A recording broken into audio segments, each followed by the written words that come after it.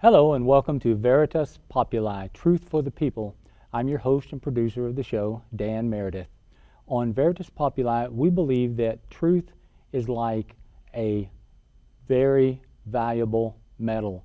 The more you rub it, the shinier and more valuable it becomes. We're honored today to have a special guest, Jeremy Hayes, candidate for Tennessee House District 57. Jeremy, welcome to the show. Well, thank you for having me. I met Jeremy just recently, and I was very impressed with Jeremy.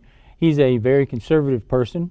Some might say he's far to the right. I don't know if he's as far right as I am. You go as far right as you can go, and then you're at the jumping off point, and that's where I am. So I don't know if anybody can get that far to the right, but Jeremy's pretty close. Well, I've been told that I'm to the far right of Rush Limbaugh. Yeah, I'm as far right as you can go, and I look back to the left. I sometimes say Rush Limbaugh is a pinko commie compared to me, but that's where we are. Mm-hmm. So, and I make no apologies for that. I tell people I'm a constitutionalist. Sometimes people today use the word conservative so much. Everybody wants to be a conservative, and that's become so popular. People in Washington, D.C. say they're conservative and they vote liberal. So I don't even know what that means anymore. So I think I'm a constitutionalist. I believe in the right thing, the constitutional thing. And another thing that's unpopular among many people today, I'm a Christian conservative constitutionalist. And I believe you're in that same Oh, you're same absolutely ring. correct. And people don't want to say that anymore, but that's just the way it is, you know. So tell me what got you interested in politics and trying to do the right thing. Well, you know, I think it was just over the course of such a long time of seeing, and you're right, you know, we have people who claim to be conservatives, even in the state of Tennessee, who run as Republicans because they can't win in their district if they ran as Democrats.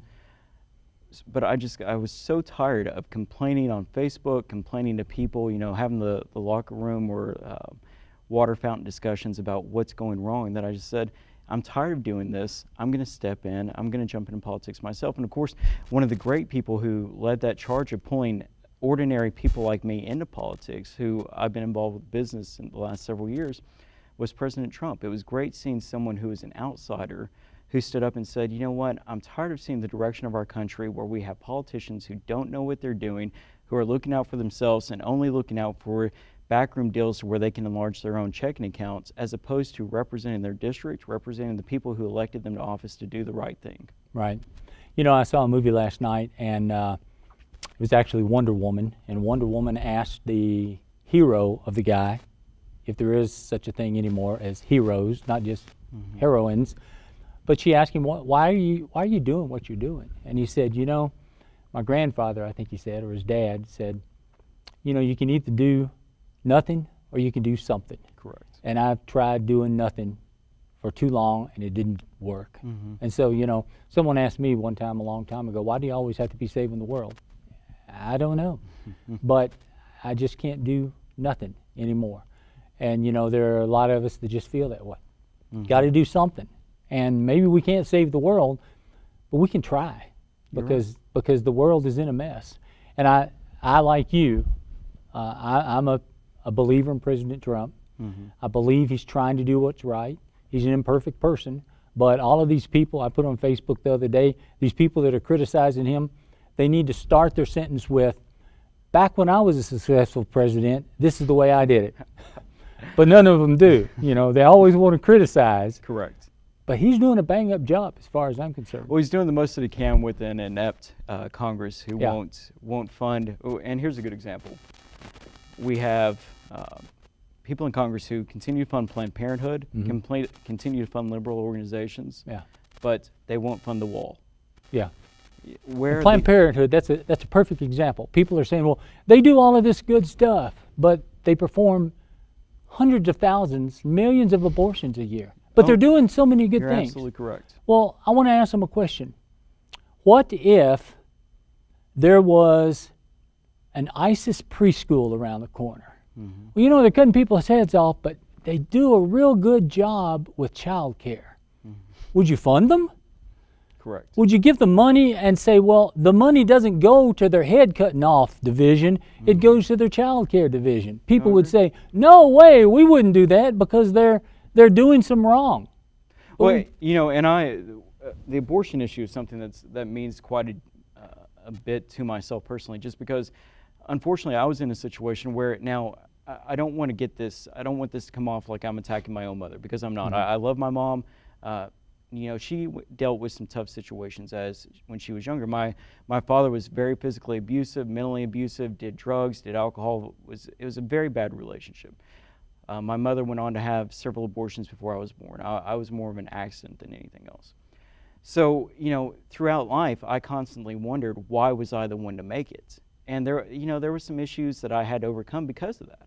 So the abortion issue is something that means a great deal to me to stop this, because every single day we're slaughtering innocent children. Now, let's say that these children made it outside the womb, which some of them do, and we're still committing partial abortions, which is absolutely sickening. But let's say we have a child walking down the street. Would these liberal organizations be okay saying, if the mother doesn't want that child, it's okay to do away with them? Because that's what's taking place whenever there's an abortion that happens. Abortion should not be used as a birth control. Right, yeah. And in no way should my tax dollars be going to fund an organization that's slaughtering, you know, children. Yeah, and we know how the left works. You said you didn't want to talk about your mother, but it doesn't matter. They will say that you did. You condemned your mother, and they will say that I just equated Planned Parenthood with ISIS. It doesn't matter what we do. Correct. I'm a registered nurse, and I was working in the emergency department one time, and there was a lady that came in that had a miscarriage, and the aborted fetus was about that long, and there was an actual, real baby there. I saw it. Head, legs, fingers there. And I saw that little baby and held that little aborted fetus in my hand. And the nurses were gathered around, and they were amazed that that was a little baby. It was no more than 3 inches, 2 inches long. They were amazed because they hadn't been taught in nursing school that that's what happens at that baby was that developed, because they weren't taught that. And I said, you all didn't realize that at that early stage that is developed like that? But no one knows, and they were just amazed. So, well, let's move on from that topic, because there's so many other things. Now, you've been involved in several campaigns. I have. Just recently, most recently, I was co-chairman for President Trump's campaign in Wilson County. The campaign sent me around to different areas across the state, talking on behalf of the president's campaign. You know, it was a great honor to be able to connect with people and talk about legitimate issues, such as, you know, we're bringing people into the United States through H-1B visas, taking away Americans' jobs and Tennesseans' jobs in order to pay someone else to do the same job but pay them less. It was great to talk about people who understand that, you know, if we continue to tax these corporations and businesses at such a high rate, we're going to run them out of existence, in essence, taking away their jobs. Also, it was great talking to people about education. We have to get the federal government out of our educational system. It should be something that's controlled by the state. And, you know, until we have people who are willing to stand up and say, look, I've lived a very successful life. I'm willing to set all that aside because I want to help my state. We're not going to accomplish anything. Personally, with me, for example, I'm giving up a really nice income to run for this office. You know, I'm going to take a substantial pay cut, because the other aspect of this that I believe in is that we have to be able to cut out individuals who are elected to office or their spouses from receiving state contracts. We saw that with the gas tax that was just passed, where the sponsor of the bill said that he was not receiving state contracts, yet at the same time he received a $400,000 contract from TDOT. And not only that, but he's a preferred contractor.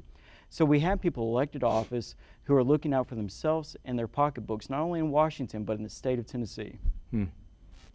Wow. Now, you are a Trump supporter, you said. Absolutely. There are a lot of Trump supporters, but they're Trump supporters today, but they weren't yesterday, and they won't be tomorrow, and maybe next week they are. Right. But there are some of us that are Trump supporters and have been for some time. But you're with him and remain with him, as is you said you were in Wilson County? Correct, yes. May Beavers has been a supporter. May Beavers and I were co-chairman for Trump's campaign in Wilson County, and then towards the last, I think, 6-7 weeks of it, I began raising funds for an organization that went around to key battleground counties within key battleground states to drive Christians to vote. So I had to step away from President Trump's campaign in order to raise money for this organization. Okay, and she's one that I've been impressed. She was with Donald Trump from the very beginning. She and I were both involved with the campaign from the very start. And it's amazing to me how some of these people are with Trump for a while, and then he'll do something, and then, oh, we need to back away, and then he'll do something great, and then, oh, they're with him, and I don't want to be in a foxhole with somebody that I look over and then, you know, they're pointing the gun at me. Well, you're absolutely correct. My opponent was never with President Trump until he was elected. She even at one point was talking disparagingly about him to several people. But again, you know, that's the other issue that we have. We have people, you know, who are elected to office who jump on the bandwagon whenever they see it's politically, it will politically help them. Yeah. It's such as, you know, we even see this past week in Davidson County where we have a Metro Council who attempted to break state law by making Davidson County a sanctuary city. We had 63 representatives or legislators who stepped up, signed a bill or a letter saying that the state of Tennessee will not accept this. My opponent didn't. Now, whenever I criticized her, she said, well, myself and one other representative sent out a separate letter. So what you're saying, in essence, is 63 legislators stood together to tell Davidson County, you will not do this to our state of Tennessee. You will not put families at risk or in danger, but yet you and one other person felt compelled to separate from the pack and do your own thing.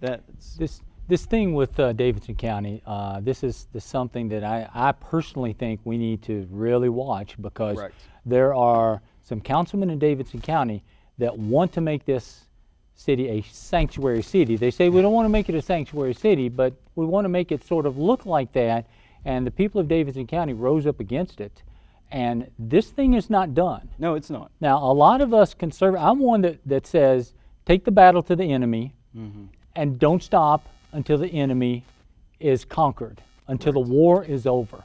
A lot of conservatives want to fight a little battle, and then when the enemy sort of pulls back, what they do is they go into their headquarters and they start planning for another battle.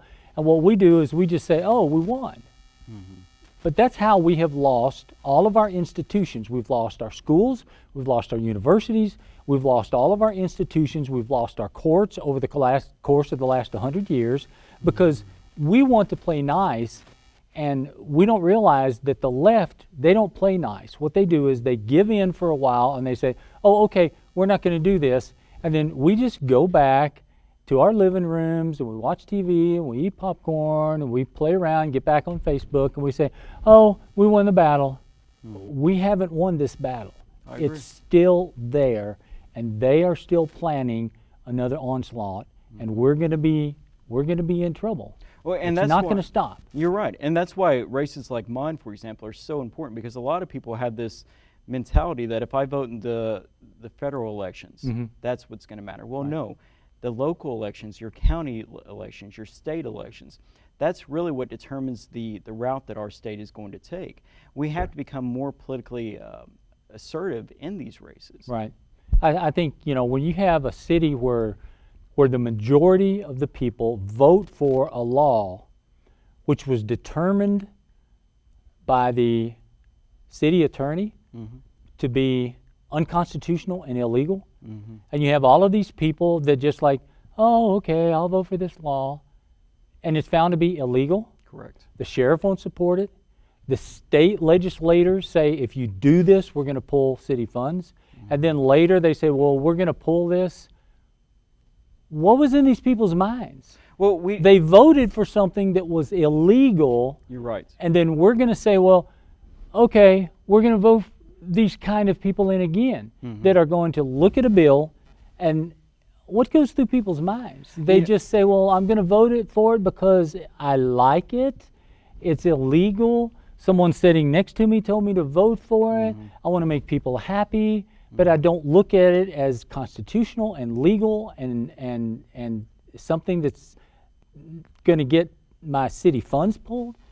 And these kind of people we have in charge that are going to continue to do this. Well, we not only say that in Davidson County, we say that at the state level. At the state level. You know, I don't know if you're familiar with the Copeland cap. That's in our state constitution, that you cannot spend more than the rate of growth within the state. But yet my opponent even stood up and said, I've never voted against the Copeland cap, but I'm going to this time. So we've gotten to a point now where, our rule of law means nothing. We have elected representatives who do their own thing because they don't have to live within the same rules that we do. And that's not right. Yeah. We see this, I see it with gun control issues where there are constitutional issues that say that the government should not infringe the right of the people to keep and bear arms. But then we have all of this argument about whether we ought to restrict arms this way, or what laws we should make, when they should say, we shouldn't be getting into this. I agree. And that's one of the reasons I support constitutional carry, because the Constitution says what it says. Now, interestingly enough, I just left a meeting with Norman Bobo, who's the State Director of Education for, help me out. Yeah, the Convention of the States. Convention of the States. Thank you. Now, he had showed me, of course, we all know what the Constitution looks like.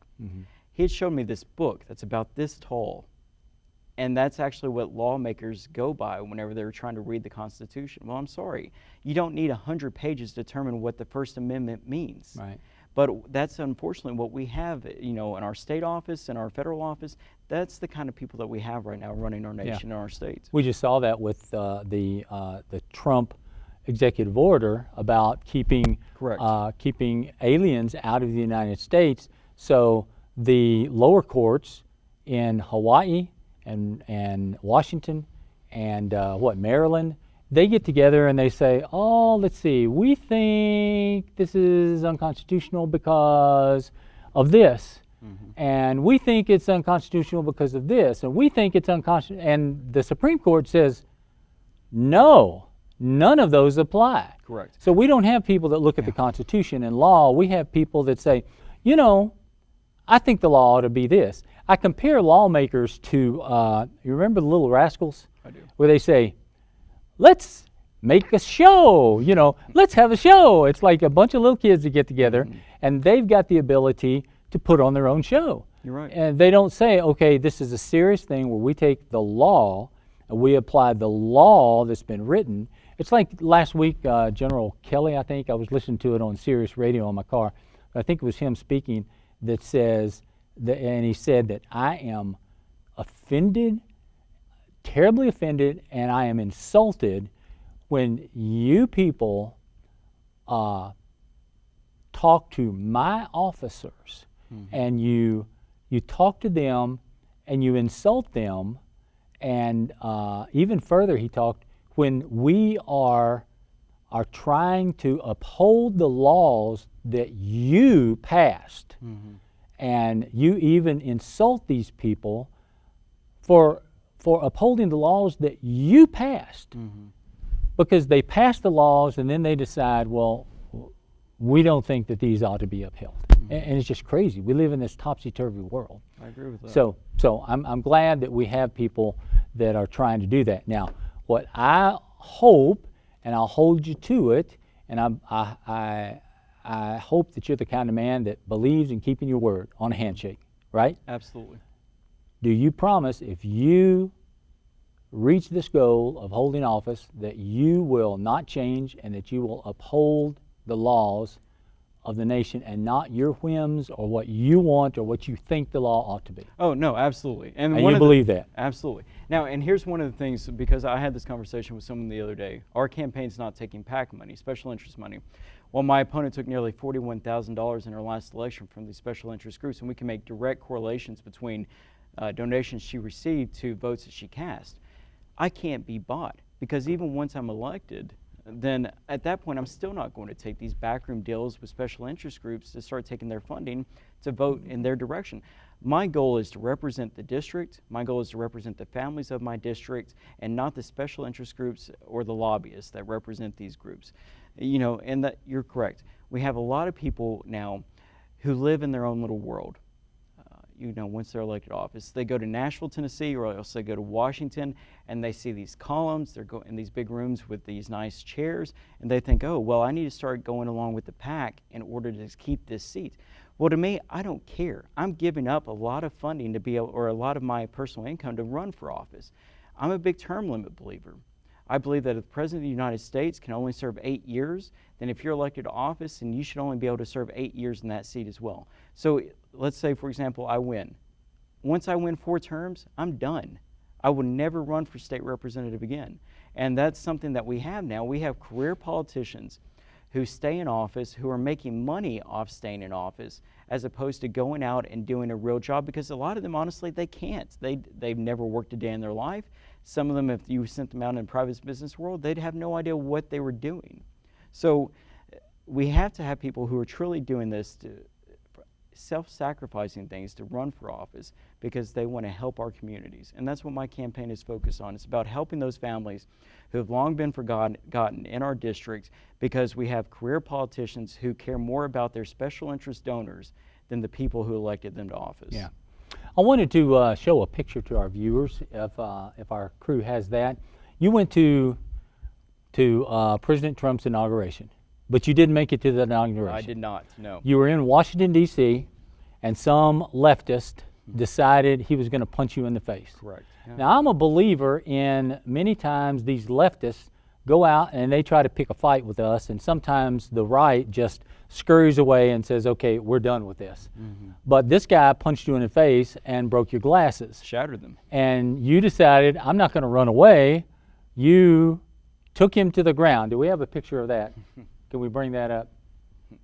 So Jeremy decided, no, this guy's not going to punch me in the face and run away.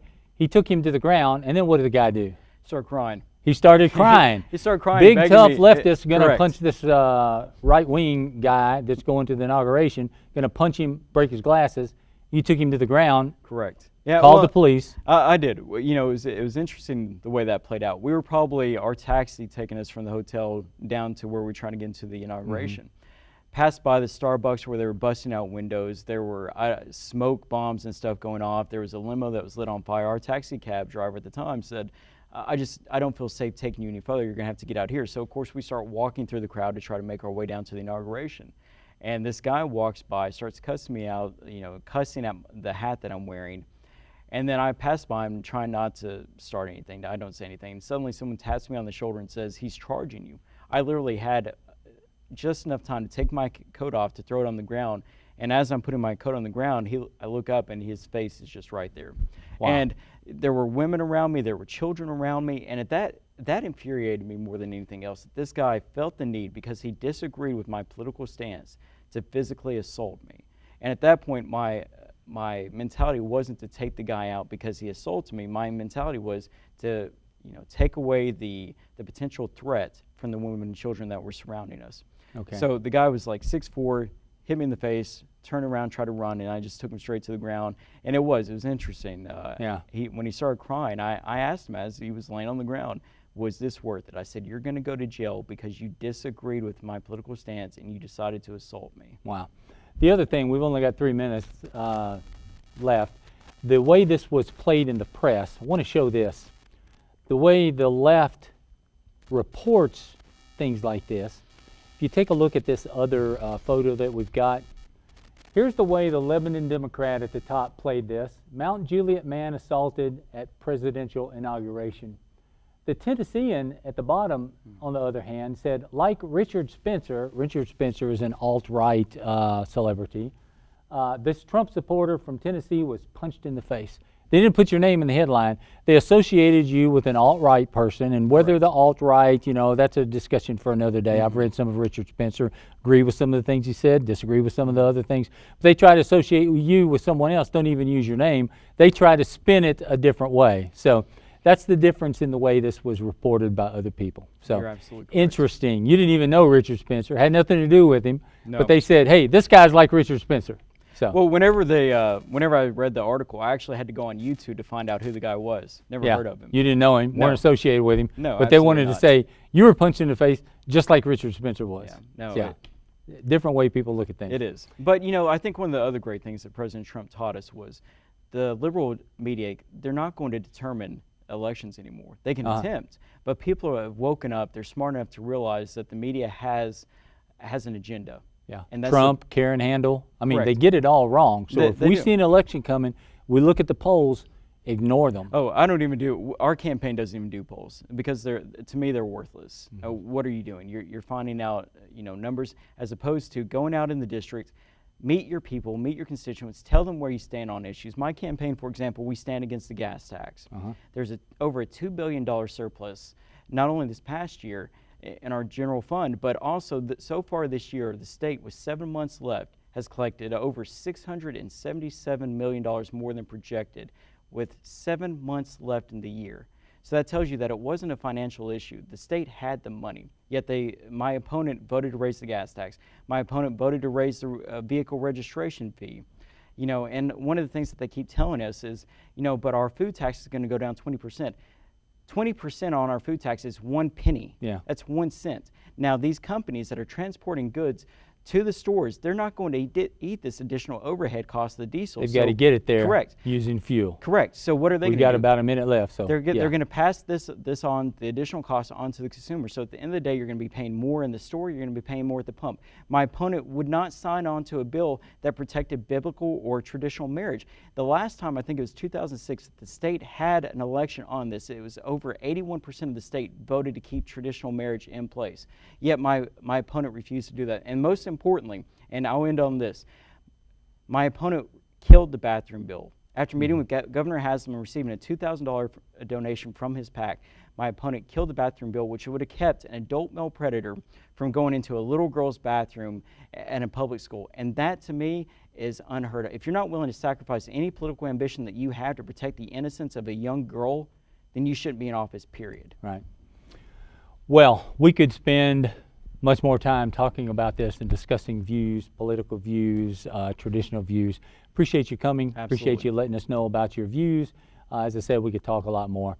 Thank you to all of our viewers for listening, for viewing, and for dialing in. Keep watching, keep listening. Veritas Populi.